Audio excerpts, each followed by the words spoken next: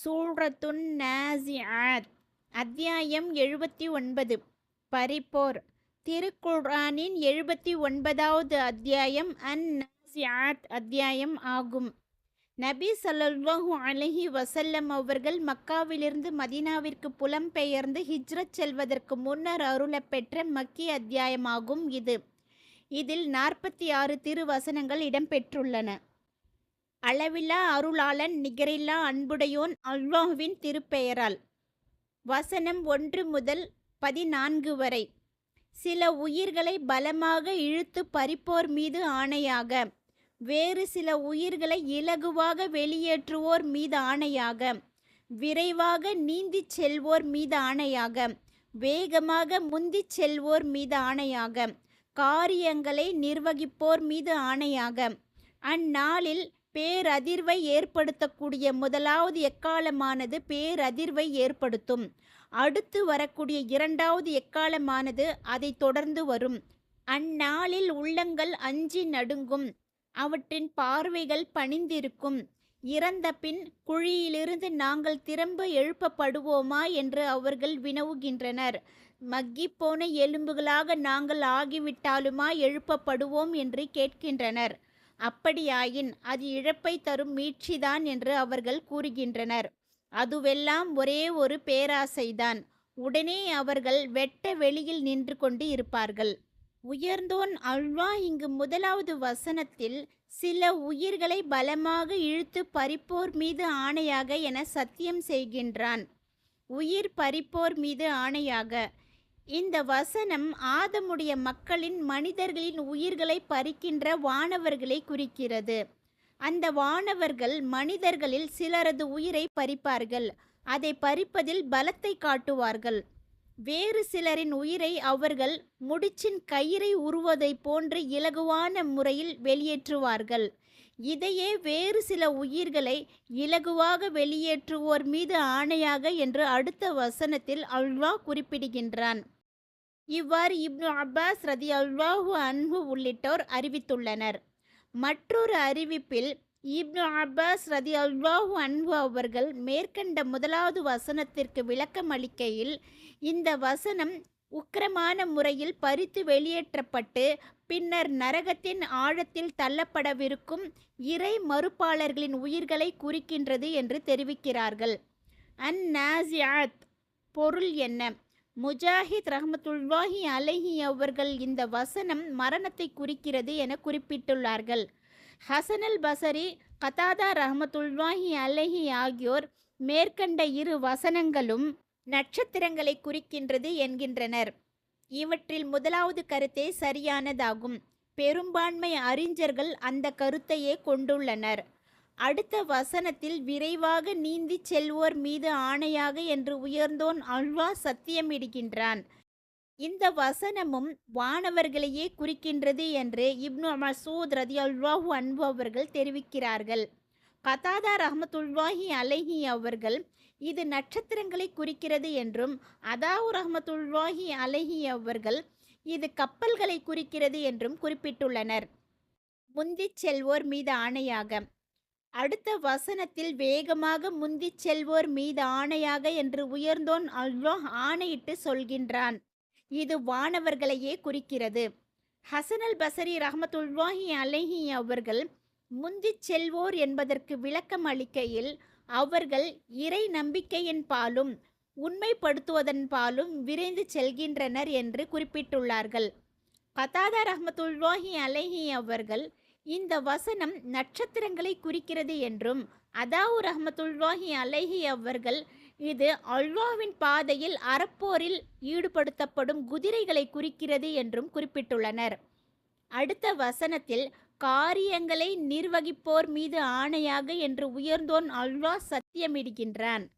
அலி ரதியல்லாஹு அன்ஹு அவர்கள், முஜாஹித் ரஹ்மத்துல்லாஹி அலைஹி ஆகியோர் கூறியதாவது, இந்த வசனம் விண்ணிலிருந்து பூமிக்கு வந்து தம் இறைவனின் ஆணையின் பேரில் காரியங்களை நிர்வகித்து கொண்டிருக்கும் வானவர்களை குறிக்கிறது. பேர் அதிர்வை ஏற்படுத்தக்கூடியது. அடுத்த வசனங்களில் அந்நாளில் பேரதிர்வை ஏற்படுத்தக்கூடியது பேர் அதிர்வை ஏற்படுத்தும். அடுத்து வரக்கூடியது அதை தொடர்ந்து வரும் என்று உயர்ந்தோன் அல்லாஹ் தெரிவிக்கின்றான். இப்னு அப்பாஸ் ரதியல்லாஹு அன்ஹு அவர்கள் கூறியதாவது, பேரதிர்வை ஏற்படுத்தக்கூடியது அல் ராஜிஃபா, அடுத்து வரக்கூடியது அல் ராதிஃபா ஆகிய அவை இரண்டும் முறையே முதலாவது மற்றும் இரண்டாவது எக்காலங்களை குறிக்கும். முஜாஹித் ரஹ்மத்துல்லாஹி அலைஹி அவர்கள் கூறியதாவது, இவற்றில் முதலாவது வசனமானது அந்நாளில் பூமியும் மலைகளும் அதிரும் எனும் வசனத்தை குறிக்கிறது. அடுத்து வரக்கூடியது அல் ராதிஃபா என்னும் இரண்டாவது வசனமானது பூமியும் மலைகளும் பெயர்க்கப்பட்டு அவை இரண்டும் ஒரு முறை நொறுக்கப்படும்போது என்னும் வசனத்தை ஒத்திருக்கிறது. அருகில் வந்துவிட்டது. உபை பின் கஅப் ரலியல்லாஹு அன்ஹு அவர்கள் கூறியதாவது, அல்லாஹ்வின் தூதர் ஸல்லல்லாஹு அலைஹி வஸல்லம் அவர்கள் பேரதிர்வை ஏற்படுத்தக்கூடியது, அதாவது முதலாவது எக்காலம் ஊதப்படும் நாள் அருகில் வந்துவிட்டது, அடுத்து வரக்கூடியது அதாவது இரண்டாவது எக்காலம் ஊதப்படும் நாளும் அதை தொடர்ந்து வரவிருக்கிறது, மரணமும் அதில் உள்ள துன்பங்களும் வேதனைகள் ஆகியவற்றுடன் அருகில் வந்துவிட்டது என்று கூறுவார்கள். அப்பொழுது ஒருவர், அல்லாஹ்வின் தூதரே, நான் எனக்காக பிரார்த்திக்கும் நேரம் முழுவதையும் தங்களுக்காக தங்கள் மீது சலாவத்து சொல்வதற்காக ஒதுக்குவது தொடர்பாக தாங்கள் என்ன கருதுகிறீர்கள் என்று வினவினார். அதற்கு அல்லாஹ்வின் தூதர் ஸல்லல்லாஹு அலைஹி வஸல்லம் அவர்கள், அப்படியானால் உம்முடைய இம்மை மறுமை விவகாரங்களில் உமக்கு ஏற்படும் கவலைகள் அனைத்திற்கும் அல்லாஹ்வே உமக்கு போதுமானவன் ஆவான் என்று விடையளித்தார்கள். இந்த ஹதீஸ் ஜாமிஉ திர்மிதி நூலிலும் பதிவாகி உள்ளது. அதன் வாசகம் பின்வருமாறு தொடங்குகிறது. உபை பின் கஅப் ரலியல்லாஹு அன்ஹு அவர்கள் கூறியதாவது, அல்லாஹ்வின் தூதர் ஸல்லல்லாஹு அலைஹி வஸல்லம் அவர்கள் இரவில் மூன்றில் ஒரு பகுதி நேரம் கழிந்ததும் விழித்து எழுந்து உறங்கிக் கொண்டிருக்கும் தம் தோழர்களை நோக்கி, மக்களே, எழுந்து அல்லாஹ்வை நினைவு கூறுங்கள், அல்லாஹ்வை நினைவு கூறுங்கள்.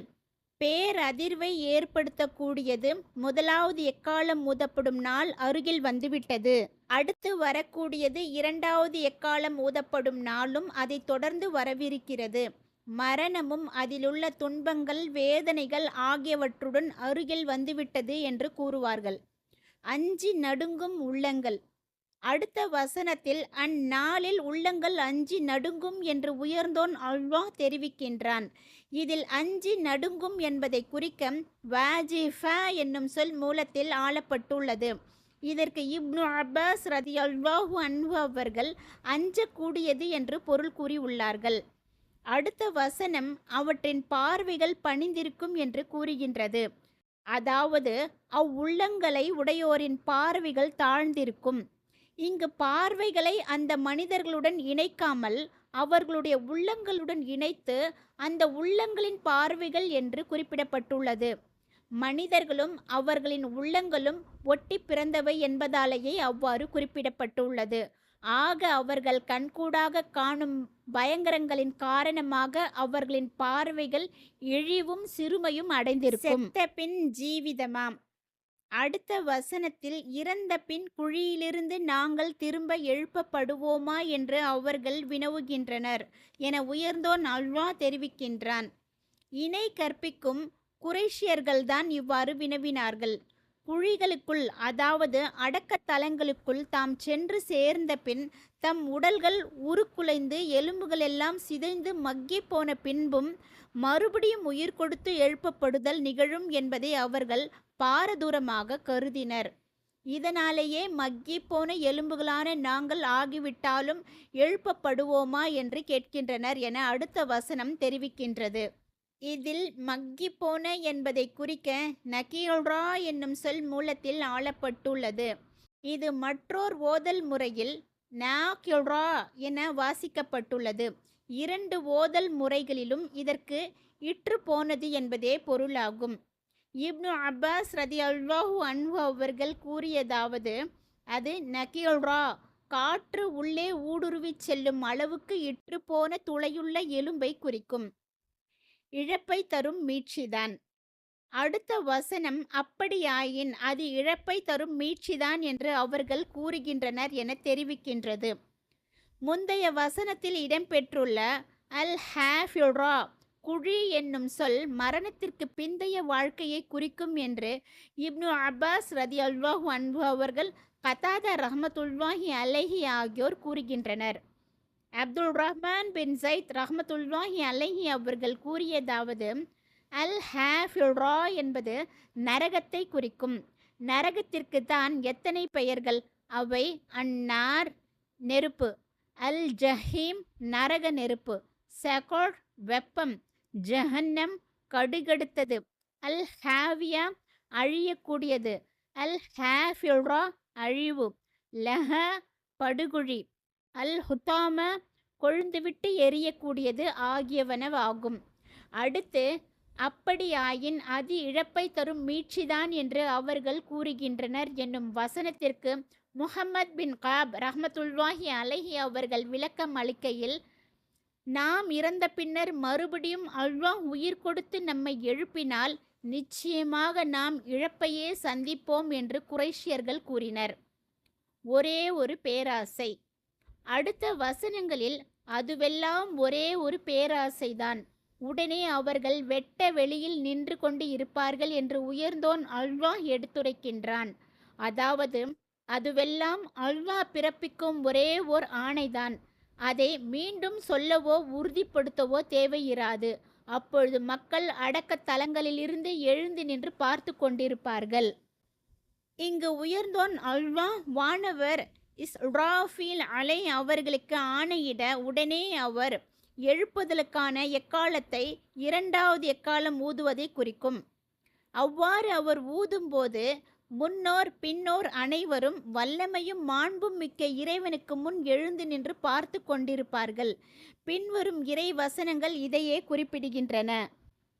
உங்களை அவன் எழுமாறு அழைக்கும் நாளில் அவனை புகழ்ந்தவாறு நீங்கள் பதிலளிப்பீர்கள். மேலும் குறைவான காலமே உலகில் தங்கியிருந்ததாக நீங்கள் நினைப்பீர்கள். நமது ஆணை இமைப்பொழுதை போன்றே ஒன்றை தவிர வேறில்லை. யுக முடிவு என்னும் நிகழ்வானது இமை பொழுதை போன்று அல்லது அதைவிட விரைவான ஒன்றை தவிர வேறில்லை. முஜாஹித் ரஹ்மத்துல்லாஹி அலைஹி அவர்கள் அதுவெல்லாம் ஒரே ஒரு பேரோசைதான் என்னும் வசனத்திற்கு விளக்கம் அளிக்கையில், இங்கு பேரோசை என்பது ஒரு பெரிய சப்தத்தை குறிக்கும் என தெரிவித்துள்ளார்கள். இப்ராஹிம் தைமி ரஹ்மத்துல்லாஹி அலைஹி அவர்கள் கூறியதாவது, வல்லமையும் மாண்பும் மிக்க இறைவன் தன் படைப்புகளை மறுபடியும் உயிர் கொடுத்து எழுப்பும் மறுமை நாளில் அவர்கள் மீது கடுமையான கோபத்தில் இருப்பான். ஹசன் அல் பஸ்ரி ரஹ்மத்துல்லாஹி அலைஹி அவர்கள் அந்த வசனமானது இறைவனின் கோபத்தாலான அதட்டதலை குறிக்கும் என்று விவரித்தார்கள். வெட்ட வெளியில் நிற்பர். அடுத்த வசனத்தில் உடனே அவர்கள் வெட்ட வெளியில் நின்று கொண்டு இருப்பார்கள் என்று உயர்ந்தோன் அல்லாஹ் அறிவிக்கின்றான். இந்த வசனத்தில் வெட்டவெளி என்பதை குறிக்க அஸ்ஸாஹிரா என்னும் சொல் மூலத்தில் ஆளப்பட்டுள்ளது. இப்னு அப்பாஸ் ரதியல்லாஹு அன்ஹு அவர்கள் அஸ்ஸாஹிரா என்னும் சொல் முழு பூமியையும் குறிக்கும் என்று கூறுகிறார்கள். இக்ரிமா, ஹசன் அல் பஸ்ரி ரஹ்மத்துல்லாஹி அலைஹி ஆகியோர் அது பூமியின் மேற்பரப்பை குறிக்கும் என்கின்றனர். முஜாஹித் ரஹ்மத்துல்லாஹி அலைஹி அவர்கள் கூறுகையில், அந்த மக்கள் பூமிக்கு அடியில் இருந்து கொண்டிருப்பர். பின்னர் அவர்கள் பூமியின் மேற்பரப்பை நோக்கி வெளியே கொண்டு வரப்படுவர் என்று தெரிவித்தார்கள். சஹல் பின் சாத் அஸ்ஸாயிதி ரதியல்லாஹு அன்ஹு அவர்கள் மேற்கண்ட வசனத்திற்கு விளக்கம் கூறுகையில், அது ரொட்டியை போன்று பழுப்பு நிறமுள்ள காலியான மணற்பாங்கான நிலத்தை குறிக்கும் என்று அறிவித்துள்ளார்கள். குருதி கொட்டாத பூமி. இந்த வசனம் தொடர்பாக ரபியூ பின் அனஸ் ரஹ்மத்துல்லாஹி அலைஹி அவர்கள் கூறியிருப்பதாவது, வல்லமையும் மாண்பும் மிக்க அல்லாஹ் பின்வரும் வசனங்களில் அஸ்ஸாஹிரா பூமியின் மேற்பரப்பு குறித்தே பேசுகின்றான். இந்த பூமி வேறொரு பூமியாக மாற்றப்படும் நாளையே நபியே நீர் எண்ணி பார்ப்பீராக. வானங்களும் அவ்வாறே மாற்றப்படும். அப்பொழுது அடக்கி ஆளும் ஏகனாகிய அல்லாஹுக்கு முன் அவர்கள் தோன்றுவார்கள். நபியே, மலைகளை பற்றி உம்மிடம் அவர்கள் வினவுகின்றனர். அவற்றை என் இறைவன் தகர்த்து தூள் தூளாக்கி விடுவான் என்று நீர் கூறுவீராக. பின்னர் அவற்றை அவன் சமதளமாக ஆக்கிவிடுவான். நீர் அதில் எந்த பள்ளத்தையோ மேட்டையோ காண மாட்டீர். அந்நாளில் நாம் மலைகளை இடம்பெயரச் செய்வோம். அப்பொழுது நபியே, நீர் பூமியை வெட்ட வெளியாக காண்பீர். அதாவது மலைகள் அகற்றப்பட்ட பின் அவை இருந்த நிலப்பகுதி வெட்ட வெளியாக தெரியும். அந்த பூமியானது நாம் இருக்கும் இந்த பூமியைப் போல் இராது. தவறு எதுவும் நடக்காத, இரத்தம் எதுவும் சிந்தப்படாத பூமியாக அது இருக்கும்.